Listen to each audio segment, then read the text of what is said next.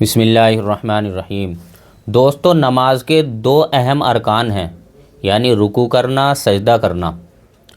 رکوع کے اندر جو تسبیح پڑھی جاتی ہے، اسی طریقے سے سجدے میں جو تسبیح پڑھی جاتی ہے اس کی کم سے کم مقدار 3 مرتبہ پڑھنا ہے، اور یہ سنت کا ادنا درجہ ہے، اور اس کا یعنی 5 مرتبہ پڑھنا یہ سنت کا اوسط درجہ ہے، اور رکوع اور سجدے کی تسبیح 7 مرتبہ پڑھنا، یعنی رکوع میں رکوع کی تسبیح اور سجدے میں سجدے کی تسبیح 7 مرتبہ پڑھنا، یہ اعلیٰ درجہ ہے۔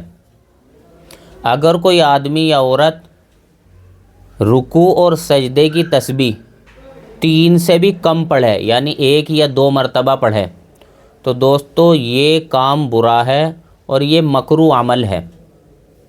کم سے کم آدمی کو 3 مرتبہ تو پڑھنا ہی چاہیے، یہ سنت عمل ہے۔ اور جو امام ہوں، علماء فرماتے ہیں کہ امام حضرات کو رکوع اور سجدے کی تسبیحات کو 5 مرتبہ پڑھنا چاہیے، تاکہ امام کے پیچھے جو آدمی ہیں وہ صحیح طریقے سے 3 مرتبہ پڑھ لیں، اور وہ اچھی طریقے سے رکوع کر لیں، اور وہ اچھی طریقے سے سجدہ کر لیں۔ اور دوستو یہ بات بھی سمجھ لیں کہ جو آدمی اکیلا نماز پڑھ رہا ہو، وہ 3، 5، 7 اتنے مرتبہ، اس کے لیے 3 مرتبہ پڑھنا سنت ہے، 5 مرتبہ اس سے بڑھیا ہے، 7 مرتبہ اعلیٰ درجہ ہے۔ اور یہ بات بھی سمجھ لیں کوئی آدمی 7 مرتبہ سے زیادہ پڑھنا چاہے،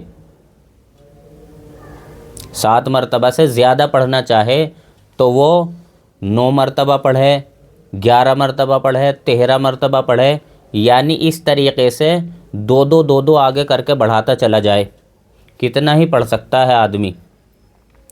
تو دوستو کم سے کم 3 مرتبہ اور زیادہ سے زیادہ 7 مرتبہ، اور اگر کوئی اس سے بھی زیادہ پڑھنا چاہے تو وہ 9، 11، 13 اس حساب سے 2 کر کے بڑھائے ادھر۔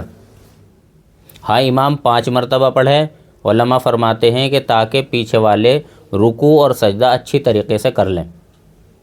ایک مسئلہ تو یہ ہوا۔ دوسرا مسئلہ یہ ہے کہ اگر کوئی آدمی یا عورت نماز پڑھ رہے ہوں اور وہ رکوع کی تسبیح سجدے میں اور سجدے کی تسبیح رکوع میں پڑھ لیں، تو دوستو ایسا کرنے والے نے اگر دھوکے میں کیا تو اس کی نماز پر بالکل فرق نہیں آئے گا۔ اگر اس سے بھولے سے ہو گیا یا دھوکے سے ایسا ہو گیا تو اس کی نماز پر کوئی فرق نہیں آئے گا۔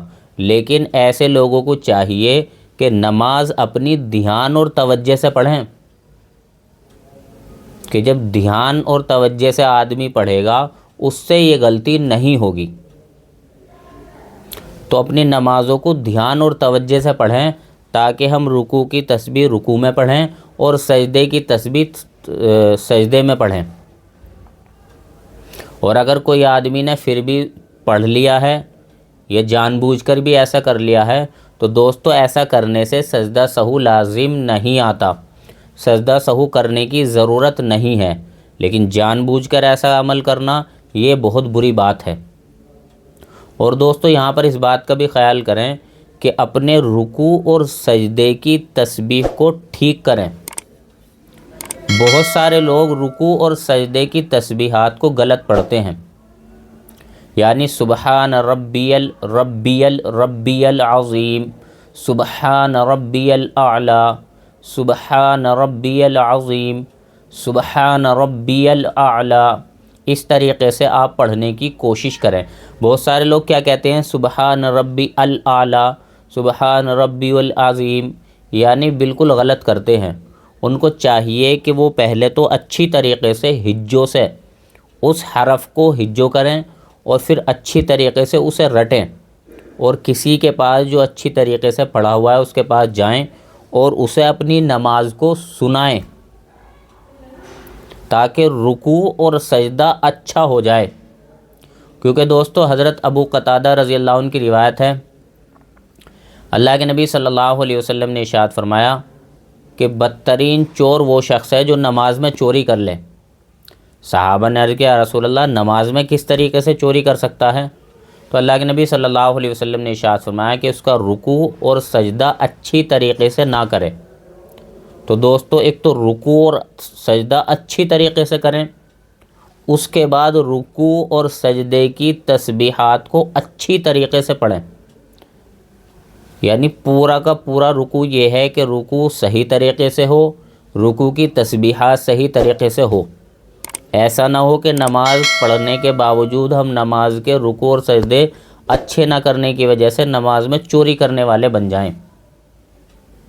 اللہ تعالی ہم سب کو صحیح سمجھ کی توفیق نصیب فرمائے۔ وآخر دعوانا ان الحمد للہ رب العالمین۔